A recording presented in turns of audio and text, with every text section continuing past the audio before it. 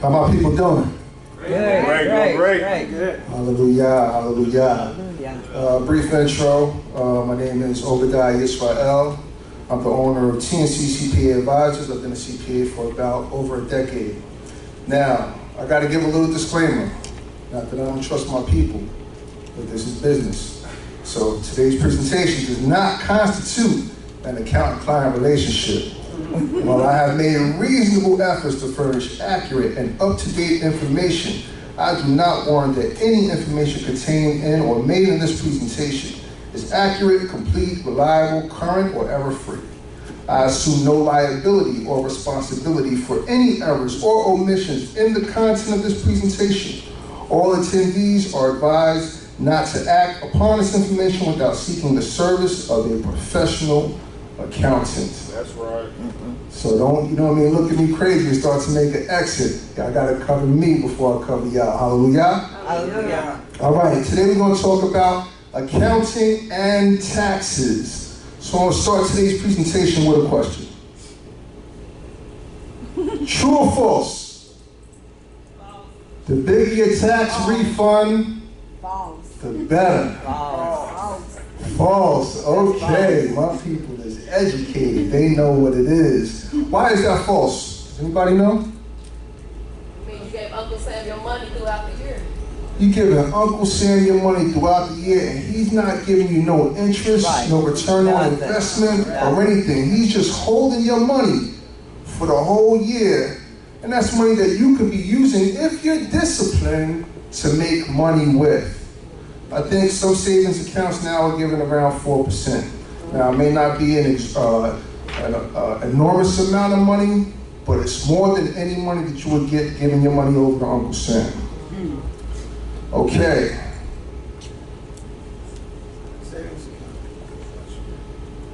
We got internet here? It's set up? All right. You can just click the clicker. Clicker? All right. No, the right button. The right button or the middle button? Right. Want some guy? Let's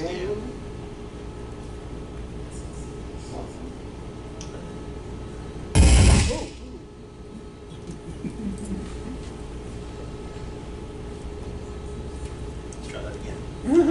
Still my hair clicked though. Let's see what we got. This is my 5th year in a row getting a thick tax refund. You know tax refunds are a bad thing, right? How can getting money be bad? Because it means that you overpaid your taxes last year. Explain. Let's say based on your income last year, you owe a total of $5K in taxes.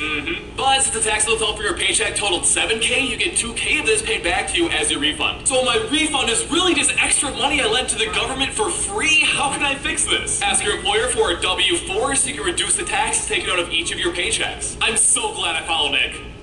Hallelujah. So,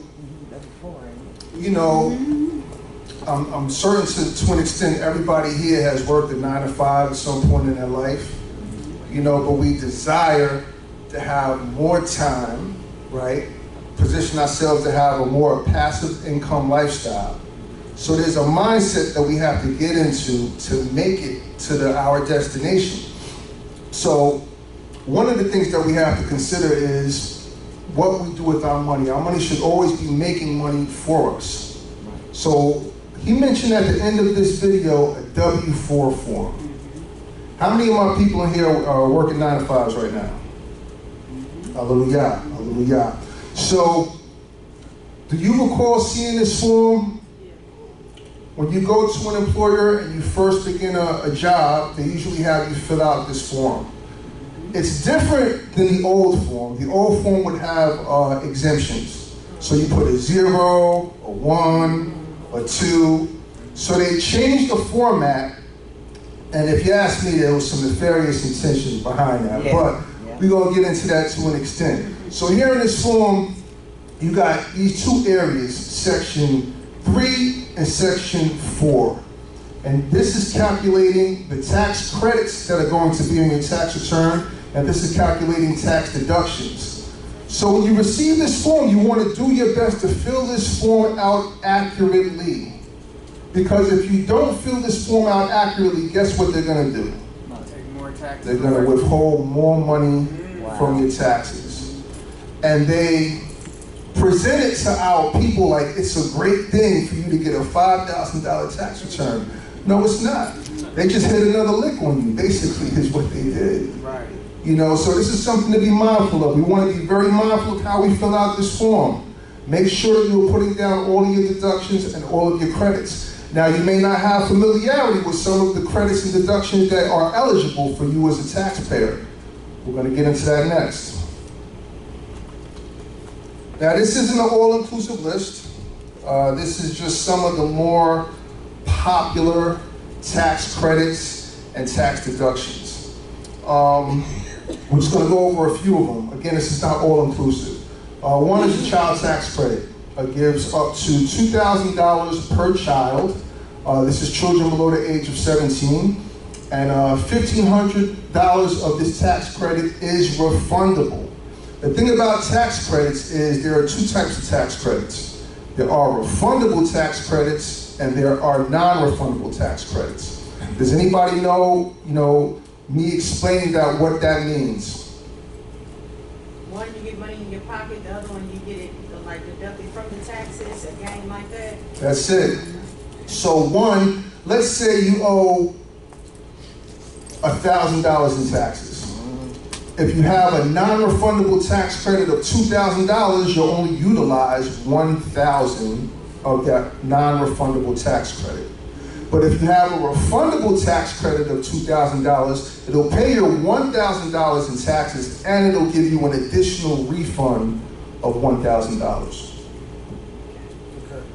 Two, child and dependent care credit. This covers a percentage of daycare and similar costs for a child under the age of 13. A spouse or parent unable to care for themselves or another dependent so that you can work. Generally, it's up to 35% of $3,000 of expenses for one dependent or $6,000 for two dependents. Number 3 and number 4 and number 5 are all associated with college students. So we have the American Opportunity Credit, sometimes shortened AOC, that you claim all of the first $2,000 you spent on tuition, books, equipment, school fees, etc., but not living expenses and transportation. 25% of the next $2,000 for a total of $2,500. So these tax credits, this isn't going to be per student. This is going to be a full limitation. So if you have 2 children, you may want to claim the lifetime learning credit for one of your children and the American Opportunity Credit for another one of your children to make sure you get the most tax benefit from the credits. Everybody following me? Lifetime learning credit lets you claim 20% of the first $10,000 you paid towards tuition and fees for a maximum of $2,000. Like the American Opportunity Credit, the Lifetime Learning Credit doesn't count living expenses or transportation as eligible expenses. You can claim books or supplies needed for coursework.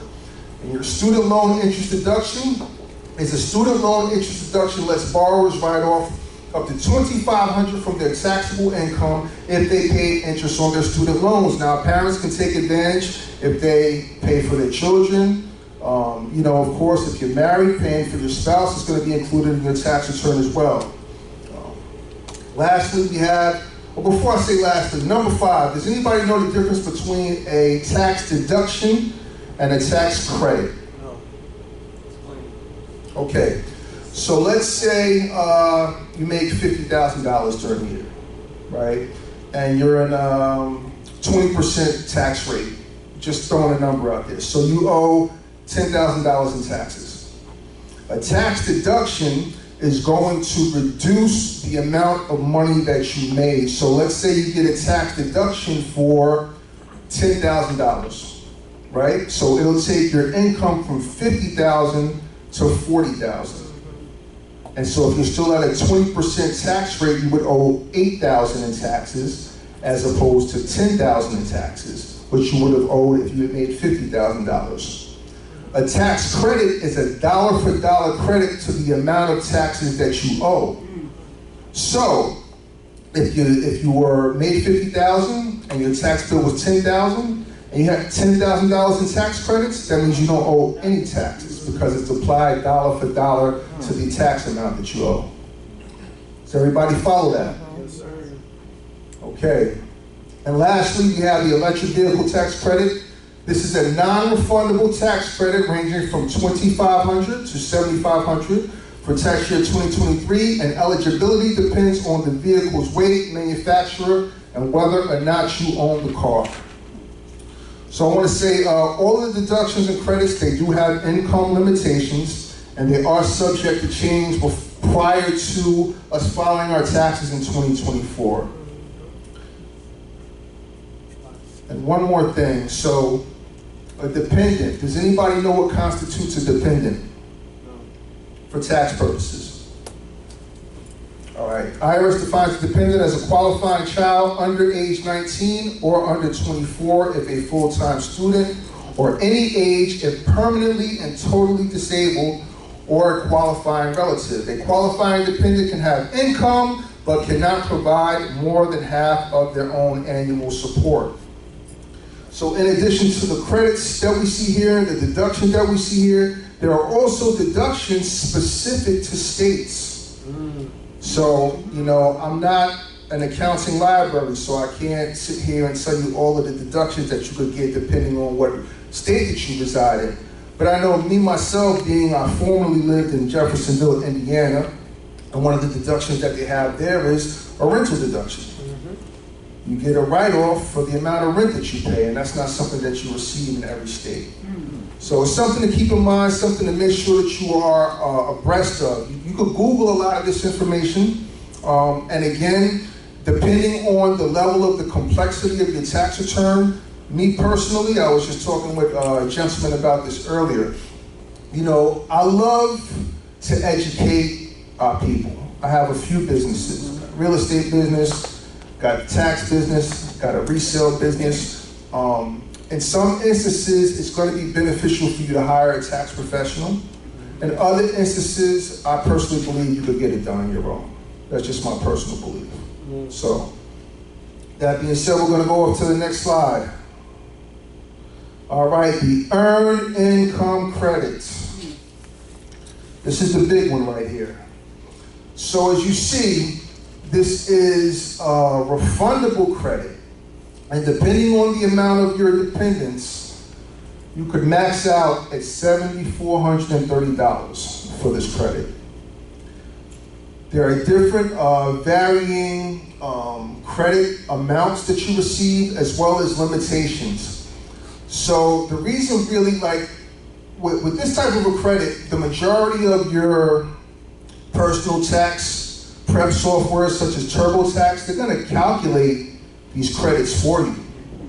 But the reason why our people miss out on these credits in a lot of cases is because they're not tax planning. They're not figuring out, what can I do to fall into some of these ranges as far as my taxes are concerned. You know, being an accountant, you know, somebody gives you the information and they're just expecting that you're gonna get them a big return. And then when you don't get them the big return that they're expecting, somehow you're to blame for that. 9 times out of 10, if you didn't get the tax refund that you desired, it's because you did not plan throughout the year on how to receive that tax refund. So again, you cannot claim the earned income tax credit if you have investment income over $11,000, or if you're married filing separately. Does everybody understand this first statement here? Interest, dividends, capital gains. If you have an excess of $11,000 in that area, you're not going to be able to claim this credit. Depending on your income, your filing status, and number of dependents, the credit could save you anywhere from a few hundred to a few $1,000s on your taxes. But here is the crazy stat.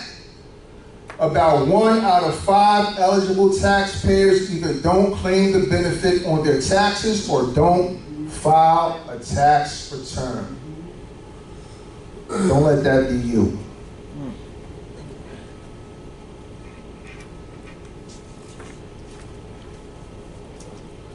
Okay, how many business owners do we have in the building today? Hallelujah. All right, I know, and I forget the young lady's name that presented starting a business earlier today, and she spoke in detail about these business types, right? So, just as a quick overview, the primary business types are actually the sole proprietorship, partnership, and the corporation. The LLC is more of a legal structure. So with the LLC, you can have an LLC that's an S corporation, you can have an LLC that's a C corporation, you can have an LLC that's a partnership, you can have an LLC that is a sole proprietorship. But what is the main difference what's the main difference on how you are taxed as an employee versus how you were taxed as a business owner? Does anybody know? You can file more deductions. You can file more deductions? Definitely, definitely. So as far as taxation, right? When you receive your W-2 at the end of the year, there's a column for federal tax withheld. There's a column for Social Security tax. There's a column for Medicare tax. When you're self-employed, so in total you're paying 7.65% of your salary between Social Security and Medicare tax. But when you're self-employed, you have to pay the employer's side of that as well, because in total, it's 15.3% of your wages that get paid into Social Security and Medicare. So when you're self-employed, you have to pay the employer's portion and the employee's portion. Does that make sense to everybody? Yeah. Okay. So, which of these businesses, I think she dropped a hint on you guys earlier, do you think is the most friendly business structure for a small business owner as it relates to self-employment tax? Self-employment tax. What was that? LLC. LLC. So again, a LLC is? S-corp. Who said S corp? I did. S corp. See, a LLC again can be any of these. You can have an LLC sole proprietorship. You can have an LLC partnership. You can have an LLC corporation, S corporation. The purpose of the LLC is to make sure that your personal assets are not subject to liability if you get sued, basically. And in order for you to have some of these business structures, you have to have some level of limited liability. But an S corp is going to be the business structure that is going to be the most beneficial as it relates to paying those self-employment taxes. I want to go into a little bit more detail about that right now. S corporation advantages. S corporation owner can opt to receive both salary and dividend payments from the corporation. This can result in a lower tax bill overall. This is because dividends are not subject to self-employment tax. Further, the S corporation can deduct the cost of the wages paid when computing the amount of income that is passed through to the shareholder. Now, I'm going to simplify that, because I know that's a lot of jargon right there, right? This is what that looks like. So, basically, if you have your own business, for the people that have their own business, how many of you report your business on a Schedule C on your 1040? Do you know whether or not you report on your Schedule C, or do you have a separate business entity that you do a separate tax return for? Schedule C, exactly. So this is the way the Schedule C works. You're going to pay whatever your incremental tax rate is. So let's say your business makes, we'll go back with that $50,000 amount. And let's say incremental tax rate is 20%. You're going to pay out $10,000 in taxes. In addition to that, you're also going to pay Social Security and Medicare of 15.3% through your Schedule C. So you're going to pay taxes for your regular taxes, and your regular incremental taxes are taxes that you pay both on your wages and on your business.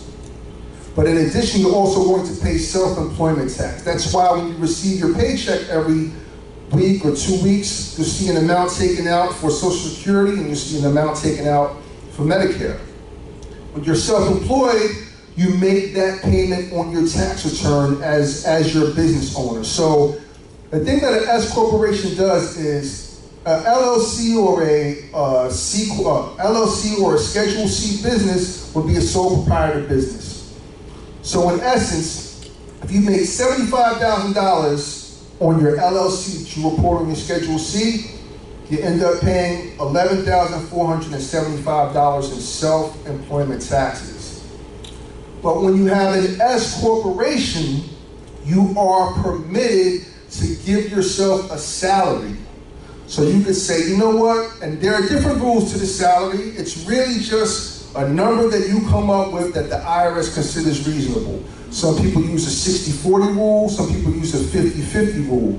This is a 50-50 rule, so in this example, this person is going to pay themselves $37,500 in salary, and that's the only thing they're going to pay self-employment tax on.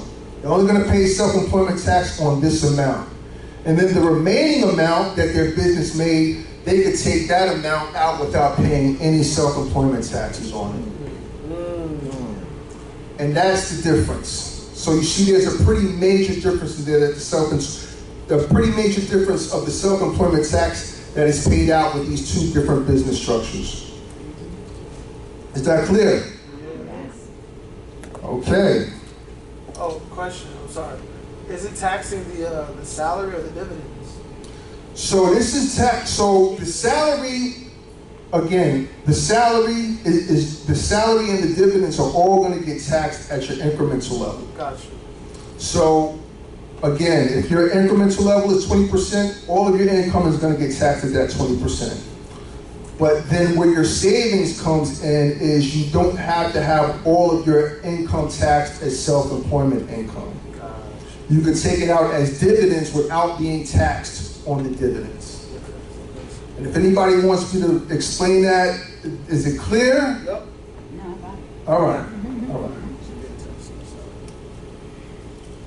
S corporation disadvantages, because you know with every advantage, there gotta be a disadvantage.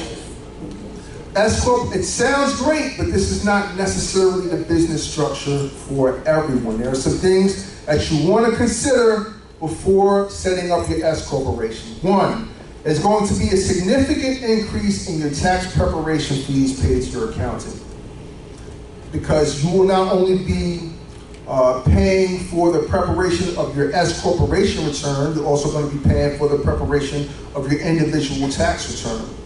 You know, she spoke to that earlier to the extent that she said Donald Trump took his name out of the business. But if your name is in the business, you're going to have to pay taxes on that money. And the way it works is you receive a Schedule K-1 is what it's called, and you will enter that on your personal tax return. So there will be a significant increase. You will be required to set up payroll and pay yourself an annual salary.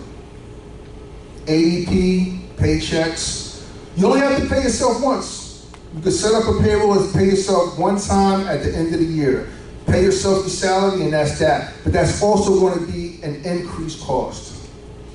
And lastly, I know you asked earlier, what's the threshold? There are different calculations that people come up with.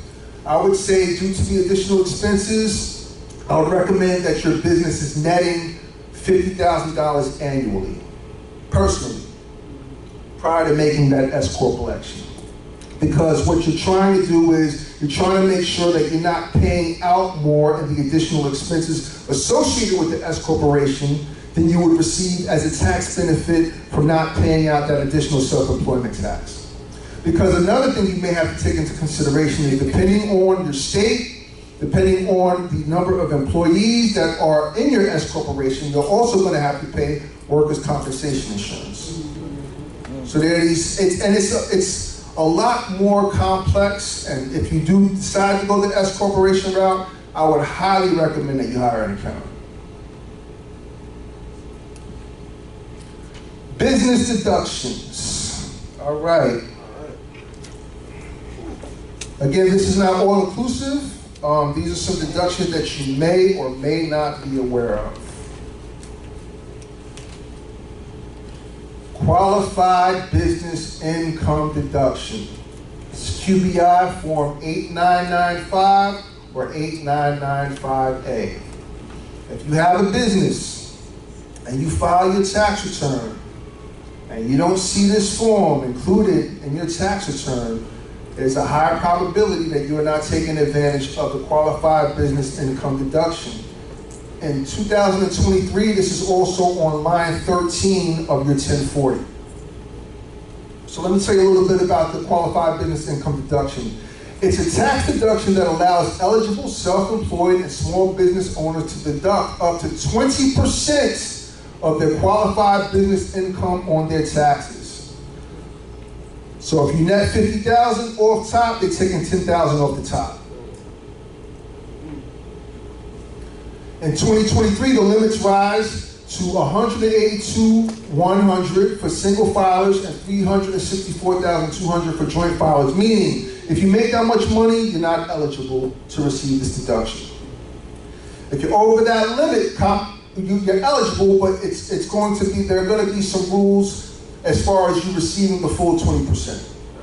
Let me rephrase that. You'll be able to receive some potentially, but you'll have to file Form 8995A. See whether or not your business income qualifies for a full or partial deduction, and you will need to file that form as stated. Business vehicle expenses. This is another big deduction. We know the deductions such as insurance, we know marketing, we know deductions such as, supplies and things of that nature, but these are some deductions that are a little bit more lucrative that I wanted to make sure that I touched on today. So we have the standard mileage deduction. Standard mileage deduction rate for 2023 for transportation or travel expenses. So if you're driving for business purposes, you get a 65.5 cents per mile deduction for your business miles used for traveling purposes, as well as transportation purposes. This does not include commuting back and forth to work. This is only if you have a business. Parking fees and tolls are also deductible when you utilize the standard mileage deduction. We also have the actual expense method. Now, the way the actual expense method works is it's going to be a percentage of the amount of time you drive for personal use versus business use. So if you're driving 10,000 miles a year for personal use, 10,000 miles a year for business use, you're going to split these deductions in half, 50%. So as far as gas and oil, you'll be able to have a ledger of the specific expenses that you use for gas. But as far as oil is concerned, 50-50. Maintenance, 50-50. Interest paid. Interest paid meaning if you had a car loan, that's also deductible. Other automobile expenses and depreciation, that right there is the largest expense as it relates to your write-off for your business vehicle. The vehicle has to be owned outright. And if it's used 100% for business purposes, you have a first year deduction of $20,200. What? If it's 50-50, $10,100. It depends on what percentage you're driving for personal use and what percentage you're driving for business use. And it gets incrementally smaller from year to year. Second year, 19.5, third year, 11.7, fourth year, and years beyond, 69.60. So some people say, well, man, I just want to go ahead and use the actual expense method. The thing that you need to keep in consideration is that once the value of the car is written off, you can't take any more expenses for the car. So let's say you got a $10,000 car. You write it all off in the first year, and you won't be able to take those expenses if you got that car for another 5, 6, 7 years. But if you use the mileage deduction, if you drive 10,000 business miles, that's $6,550 in the deduction the first year. Second year, $6,550. Third year, so you want to sit down and really think this thing through. Do the math. Get an understanding on what it is your plans and your goals are. So with that said, I have a few additional deductions that I could go over. We can go into Q&A. What time? How much time do I got? 7 minutes. 7 minutes. So I got a few more lucrative deductions that I could go over with you guys, or we could go into Q&A. What would you like to do? Show of hands. Q&A? Just throw this in there too. We're gonna have, after our next speaker, we're gonna have a little more time for some Q&A. Okay. So you don't have to get it all in one time if you want to. All right. Go ahead with the deduction. Yeah. All right. Well, before I get into the deductions, I do want to say this. You know, you gotta play, the taxes need to work for you. It might not always be that you're trying to pay as little as you want to pay in taxes. You could use your tax return to leverage a business loan. You could use your tax return to leverage purchasing a home. So make sure that you're planning and you know, you have to have an end purpose as to what you're trying to do with your taxes. That's what wealthy people do. It's not always about, man, I want to get this big refund. Man, I want to pay as little taxes as possible. You have to be forward thinking. You may want to sell your business one day. You know what I'm saying? And the only thing that you have to show the profitability of your business is maybe your tax return. Right. So these are things that you want to take into consideration. Let's see what I got here. So, for tax planning, I did want to talk about a couple of things before I do go into these deductions. Some things you want to consider in your tax planning and your ability to maybe take advantage of some of the credits that we spoke to earlier. You may be in the stocks. You may say, you know what, I want to go ahead and I want to minimize how much money I made this year, and I know I want to sell the stock position that I have. You may want to do it before January 1st to make sure that that minimizes your tax liability for that portion of the year. You may have a business trip that you say, I'm going to go on next year. You may say, you know what, I'm going to go ahead and go on that business trip this year to minimize my tax liability. You may be deciding to start a new business. It may be a business that's not going to be profitable until 2024, but you may say, you know what, I'm going to go ahead and start the business in 2023 to minimize my tax liability. So you want to be forward thinking with these things. All right, a couple more things. So standard deduction for 2023 for single people is $13,850. Is everybody familiar with what the standard deduction is?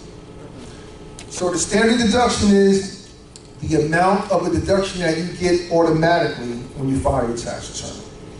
It's different amounts depending on what your marital status is or whether or not you're a head of household and you have dependent children.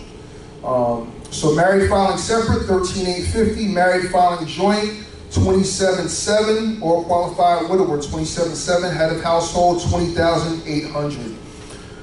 You got a choice as to whether or not you utilize the standard deduction or itemized deductions. Itemized deductions are taking into account your mortgage interest, real estate taxes, charitable contributions. If you have deductions and medical expenses that are in excess of 7.5% of your adjusted gross income, if you have deductions that exceed the standard deduction amount, you want to go ahead and itemize your deductions. Flex spending. For those of us with 9-to-5 jobs, how many of your employers offer this flex spending account? Does everybody know what that is and why it's tax beneficial to utilize it? I don't know. Is it like we can be able The reason why it's beneficial is because it's pre-tax dollars to pay for medical expenses or parking or whatever the case may be. Now they have different rules and stipulations with these flex spending accounts. In some instances, you could carry over some of the money that you don't use to the next year. In some instances, you don't use it, you lose it. Yeah. But the way it works is that if you have a tax rate of 20% and you have a flex spending account where you put $1,000 aside, basically you're saving $200 because that money that you were going to spend on medical expenses or parking anyway is going to get taxed before you use it for those things.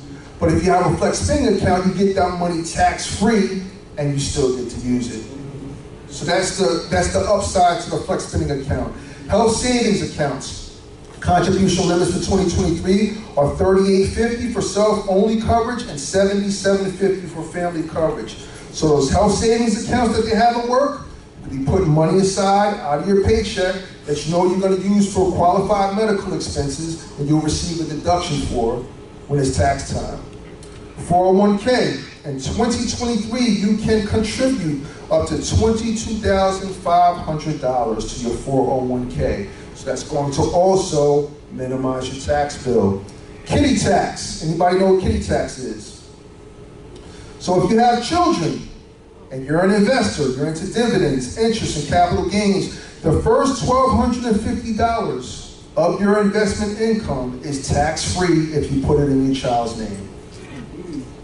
The next $1,250 is taxed at the child's rate. Also, if you have a business, you can pay your children through your business. You see that standard deduction amount, $13,850. I believe the child amount is either $13,850 or $12,950. But basically, you could, if you give your child an allowance, you could just pay them through your business and get a tax write-off for the allowance that you pay your child. And it's going to be a tax write-off for you, and they will not have to pay taxes on anything up to approximately $13,000. So, some tidbits, some nuggets. And lastly, for home ownership, if you sell your home and the net sale of your home is less than $250,000, you do not pay taxes on that amount. If you're married filing joint, it's $500,000. You will not pay taxes on that amount. Wow. You said what was that one? It has to be a primary residence. You have to live in a residence for 2 out of 5 years. Anytime during the 5-year period before you sell it, if it's the first year and the last year, the first year and the third year, whatever the case may be, you're good to go. You don't pay taxes on the sale of that home. Wow. Up to $250,000. I think that's my time. It's looking like that's my time. All right.